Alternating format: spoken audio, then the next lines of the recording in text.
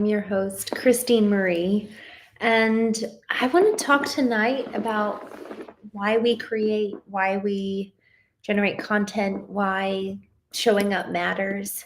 I actually had a conversation with a couple folks. I'm here at an event right now in Austin, Texas, and it's at a mastermind. And a lot of times I share with people where I am and where I'm traveling, and they're like, what is mastermind? And so effectively what a mastermind is, it's a group of people that are surrounded by a leader or collection of leaders, and they're talking about something very specific. They're very focused in one particular area or another. And so you can have a mastermind particularly in business development, or you can have a mastermind in I'm thinking of a colleague of mine who has a mastermind specifically dedicated to leaders and business owners in a specific religion.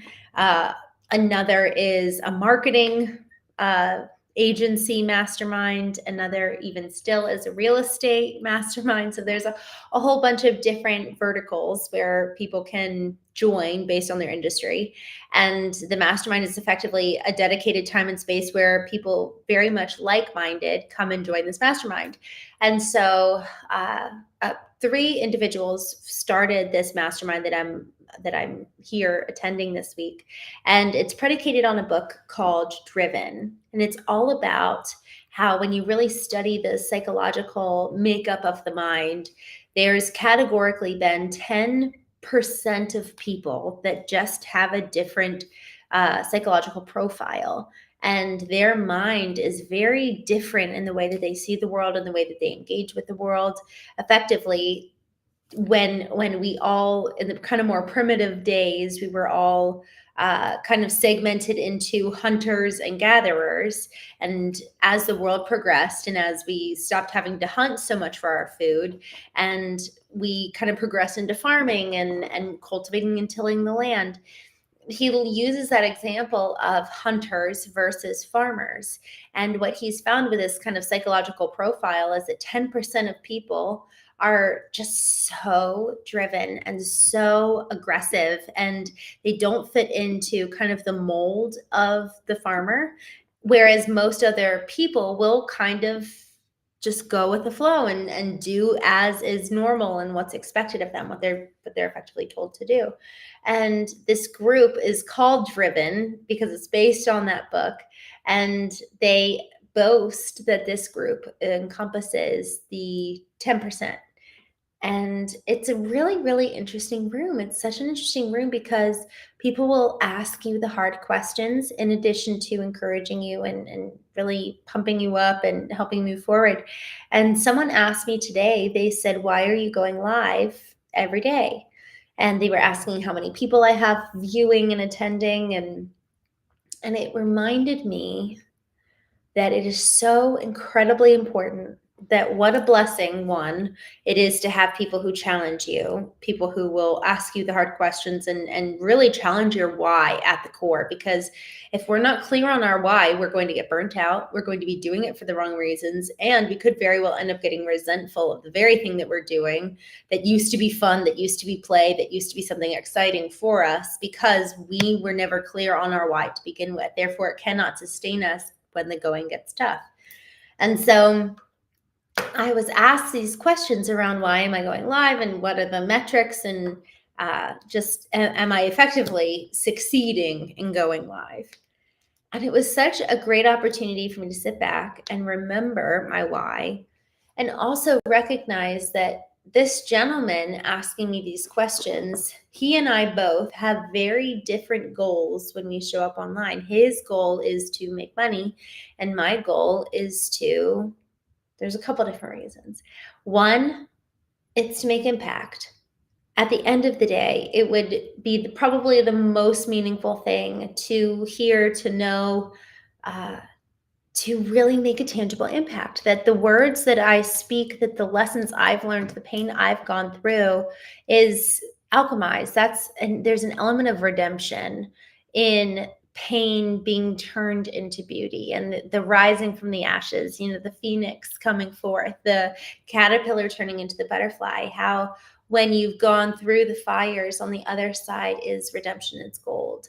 And that is number one. But then there's a couple other reasons too. And it was just kind of fun to do this mental exercise of what is the why behind insert activity.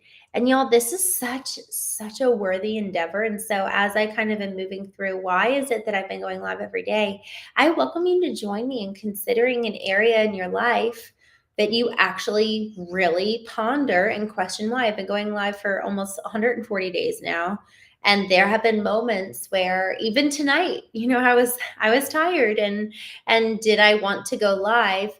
So many times I have had my why come in and rescue me, because in the moments where I want to give into laziness, when I want to give into burnout, when I want to give into just being tired, that has been the very thing that has pulled me out of kind of the lull. And when I say lull, there's an element where when you look at what's his name, the author of Driven, what he would deem as the farmer kind of psychological profile, there's an element there that is kind of a lulled asleep.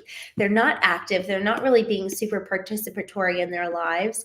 They're more so being told how to live, what to think. And so if we are to live awake, there's an element of taking stock and taking accountability for every single area of our life. How much is how I'm living and what I'm doing actually truly aligned with what I want and what I feel called to and I'm passionate about and I feel alive over? This question of what is life giving to you is one of my favorites. And 2 or 3 years ago, I left a message. It was on Snapchat. I left a snap for my 3 sisters, and I had just gotten off set, and some commercial. I can't remember which one, but I got off set and I left my sisters this voice or video message on Snap. And I said, I don't know why, but there is something about acting where I feel like I'm hooked up to an IV. And y'all, it is such a beautiful thing to know what's life-giving to you, to intentionally pursue those things, and also have a why beyond that. So when we're talking about why do I go live every day, using going live every day as the example here, yet insert any other activity, any other thing in your life that you're pursuing that you feel called to. Why are you doing that? So for me, why I go live, one of my metrics and key reasons why is because I want to make an impact.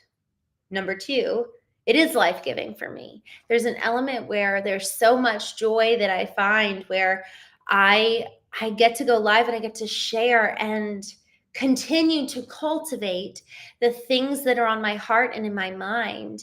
And in so doing, it's this ebb and flow. It's this yin and yang where being able to make an impact while also it's life-giving to share and continue to cultivate my own brain, right? There's a massaging of these ideas that is so invaluable. And my gosh, what a blessing that it gets to make an impact at the same time. So number 1, making an impact. Number 2, there is an element where it's life-giving, and what a blessing to be able to massage my own thoughts and creativity. Number 3, it's such a great opportunity to practice discipline. Y'all, almost everything in my life I have quit. And even when I was in 11th grade, the SAT, like the envelope came in the mail to submit to take your SAT. And I was homeschooled during my senior year. And so I didn't kind of automatically get forced to take the SATs. And so I had the opportunity to hide the SAT from my parents. And I took the envelope and put it on top of the fridge because I was like, oh gosh, I suck at math. I'm not going to do good at math. I don't want to fail. And so I hid it, and I never took the SAT. And so there's an element where practiced and forced discipline, not even forced, it's been my decision to go live every day. But there's something about that has actually been really, really cool. I've run a marathon. That was another time where it was kind of like forced discipline, and I learned for the first time physical endurance. Apart from that, there haven't been many intentional pursuits of hardship, intentional pursuits of curating an environment that is going to require a semblance of discipline. And so, therefore, there's a sense of pride that I have in just the fact that I haven't quit, the fact that I've been able to cultivate the discipline. And now I'm at the point where I'm like, okay, I've proven that I can do this. Now, how do I optimize this practice? And so I'm thinking, why am I going live every day? Why am I doing this? Impact, it's life-giving, it's a forced examination and practice of discipline. And y'all, it's just for the purpose of creation. It's a working out of this muscle of really not just creating in the moment, but being so present in the moment. Y'all, I cannot do a good show if I am not here right now with you. The second I start thinking about how am I being perceived, or oh, but what am I going to talk about? It takes me out of this moment because I'm thinking in the future, or I'm thinking perhaps still in the present, but not first person. So being in the present doesn't mean that we're not, how do I want to say this? Being in the present moment requires of us to actually exist in our own experience.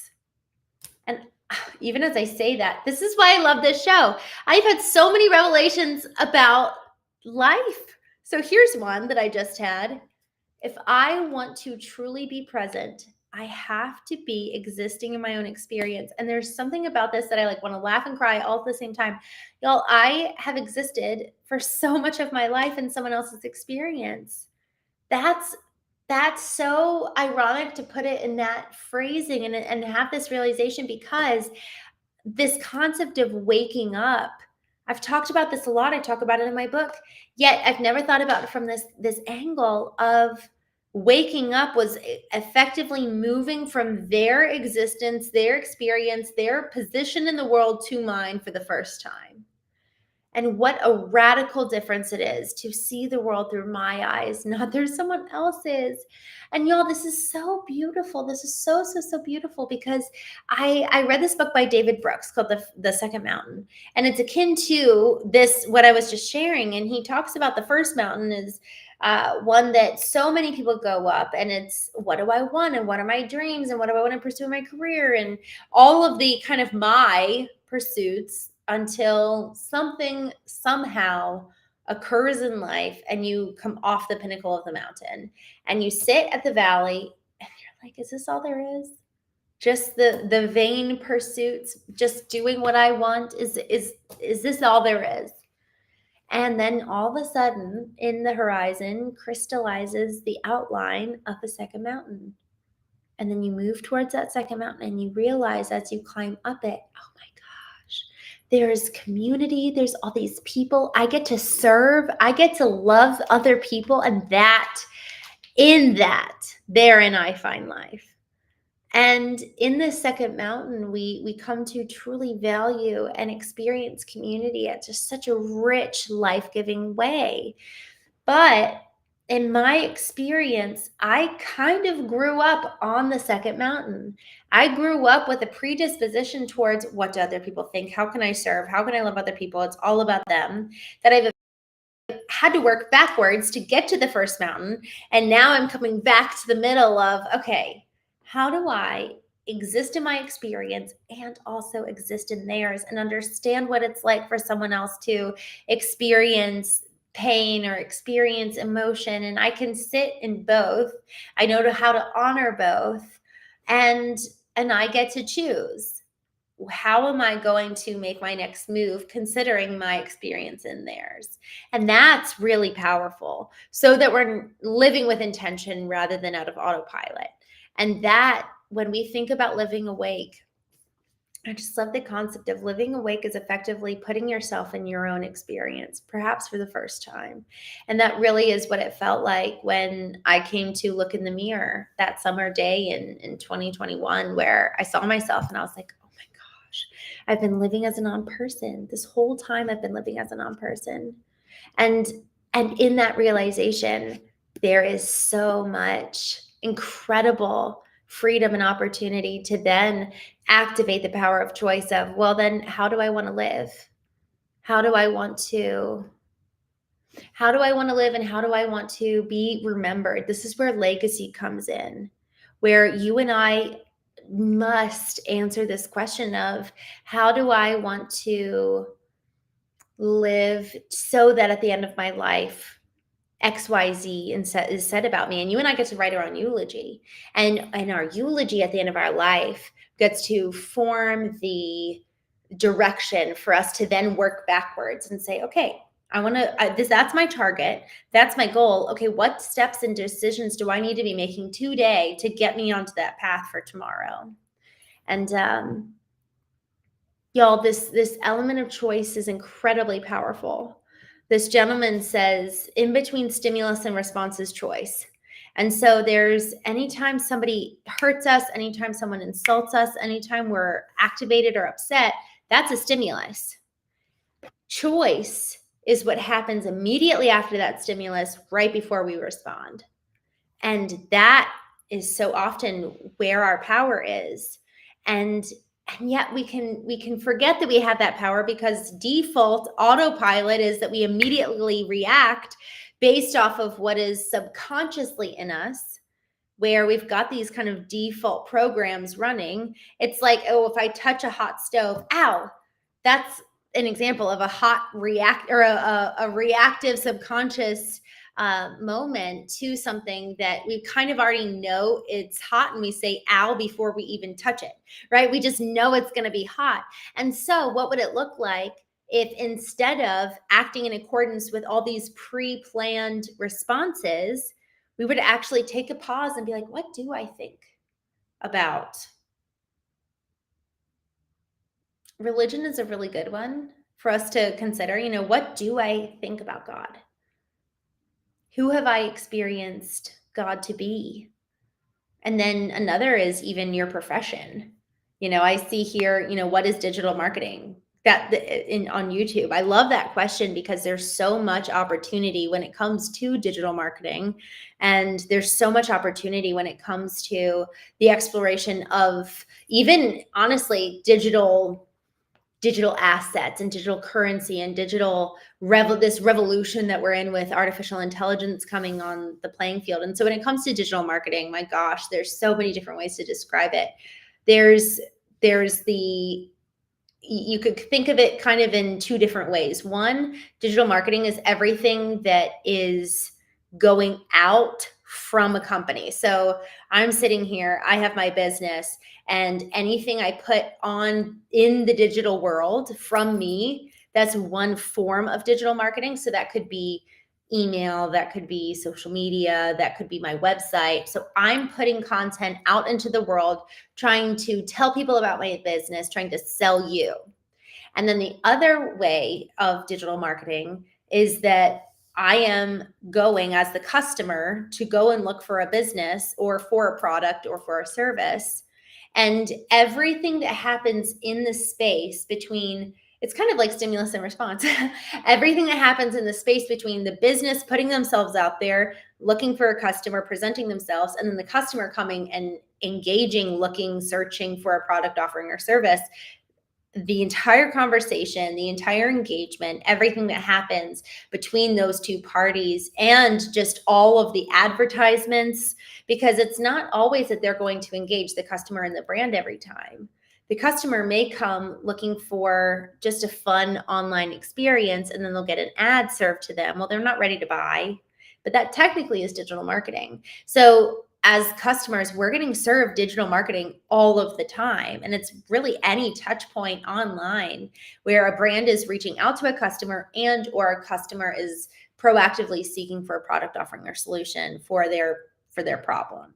So that's a very kind of black and white view of it. And we can actually, I'll create a whole segment on this in the next few days around what is digital marketing and what does it really look like. And frankly, there's so much opportunity. Digital marketing has been such a hot topic and hot pursuit for so many in business over the last few years. And now with AI coming in, man, it's like if you can master one skill, really understand prompt engineering. And someone who was on the show a couple weeks ago, so I would encourage you to go back and find an episode with Chris Mercer. He talks about experiential prompt engineering, and it has completely changed the way that I engage with AI. And so I would really encourage you, if you're actually looking to encounter and find different types of education around it, and artificial intelligence, I would go and listen to that. I thought it was so brilliant, and I don't hear many people talking about AI in that regard. So yeah, I would encourage you to do that. And the whole point of this is, what are those autopilot responses, default behaviors that we have programmed in us around different philosophies, around different subjects, even in response to, when I walk into a room and I'm with my family, how do I show up? What's my auto responses versus how would I actually, with intention, how would I want to show up with my family? And that family conversation is really, really important, because so often I find that most people are the quickest to kind of turn away from their family while they're figuring out who they are and coming back online and kind of waking up to who they are. It's easiest to just remove ourselves from our family because they're the ones that we have probably been acting in this old program with the majority of the time. But if we want to coexist with our family while we're learning how to wake up and how to really activate ourselves, man, we just put in some boundaries. And when I say boundaries, for me, what that looked like was very intentionally picturing, what will it look like for me to go to be with my family tonight for dinner? And I'm giving a fictional scenario, but I'm with my mom and my dad and my brother. Well, that with my brother, I can tend to actually get really, really loud because I really want him to know how much I love him. And with my mom, I know that I will actually just sit down and let her take care of me, and I won't serve or help her at all. And with my dad, and etc. So you're kind of getting the gist. Like, all of us know our predisposed way of being with every single person in our life. But then the question is that how I want to show up? Do I actually want to engage in that way? And so the more that we become aware of these default behaviors, the more we're starting to wake up, the more that we're actually starting to come online and activate our awareness, both intellectually and emotionally, surrounding the way we engage with those closest to us. So we can kind of gamify it. We can kind of make it a fun experience, an experiment rather, of, I want to see if I can actually conquer this default behavior. And I'm going to show up tonight with my family, and I'm not going to say sorry one time. And I'm going to have like a little marker. And if I say sorry, dang it, I have to draw a little X or something on a piece of paper, or mark it on my phone. Like, they're fun ways to gamify growth, and maybe tell the family, hey, I'm actually really seeking to grow in this way. And so as we're thinking about how do I actually allow for tangible, real change, the more we're clear on our why, just like how we were talking at the very beginning about creation or anything else that we're doing in our life, the more we're clear about our why, the more it's actually going to guide us forward and really, really help us in the way that we make decisions, in the way that we show up with each other and with those people that we know that we want to do life with, and continue to evolve alongside, even as we might be changing core fundamental ways of our own being. The more we can communicate with them, the clarity of our why and how we actually plan to implement that moving forward, the better it's going to be in terms of keeping them and us safe as we move forward. So with that, I'm going to head offline tonight.